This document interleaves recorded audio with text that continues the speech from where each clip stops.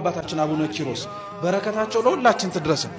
አቡነ ኪሮስ ገድላቸው ላይ አንድ ታሪክ አለ እና ወደ ገዳም ሄደው ገዳም ያሉ መነኮሳትን በረከት ለመቀበል ሲወጡ የገዳሙ መነኮሳት የአቡነ ኪሮስን ዝናና ረድኤትና ጸጋ ስለሚያውቁ ወጥተው ለመቀበል ዝቅ ብለው በደንብ አድርገው ተንከባከቧቸው።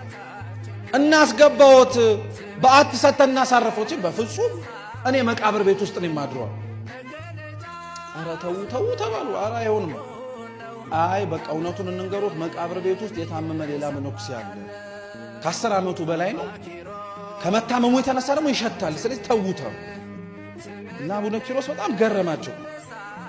ክርስቲያን ሆኖ ህመምተኛን የሚጸየፍ ክርስቲያን ሆኖ ይሸታል ብሎ የሚተው እንደው የደጉ ሳምራዊ ታሪክ በቃ ተዘነጋው።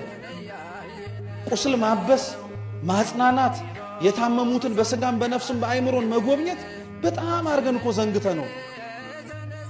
ለማስታወቂያ የምንሰራው ስራ ሆኖብን እኮ ተቸገርን። በቃ የእውነት የጽድቅ ስራ መሆኑ ጠፋ።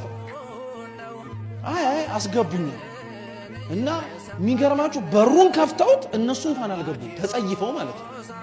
አቡነ ኪሮስ ሲገቡ እዛ የተኙት አባት ስንክሳራችን ላይ ይዘከራሉ። አባ ሚሳኤል ይባላሉ። በረከታቸው ለሁላችን ትድረስ። አባ ሚሳኤል የተኙበት የሚሸት አልጋቸው ላይ አባ ኪሮስ ይሸታቸው የነበረው በጎ መዓዛ ነበር። ምኑን የሚሸታቸው አለ።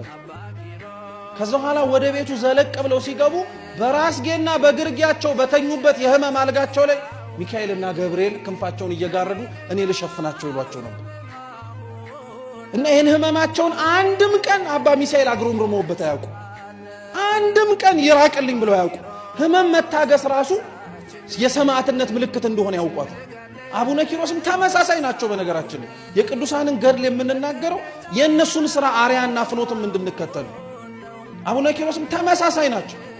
ጿቶ መከራ የተቀበሉበት የጋለ አለት ላይ ተኝተው ህዝቤን ማር ብለው ያለቀሱበት ስፍራ ላይ ራሱ እኮ ነው መድኃኔ ዓለም ኢየሱስ ክርስቶስ ካልበጣ በቀር አልወጣም አሉ።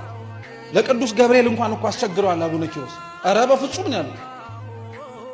የሰማያት መንግስትን ትወርስ ዘንድ በላይ በሰማያት ትኖር ዘንድ አንተ የተመረጥክ ነህ፣ ና እንሂድ አለው። በፍጹም አሉ አቡነ ኪሮስ። እንደውም ቃል በቃል ያለው ገድላቸው ላይ ምን መሰላችሁ?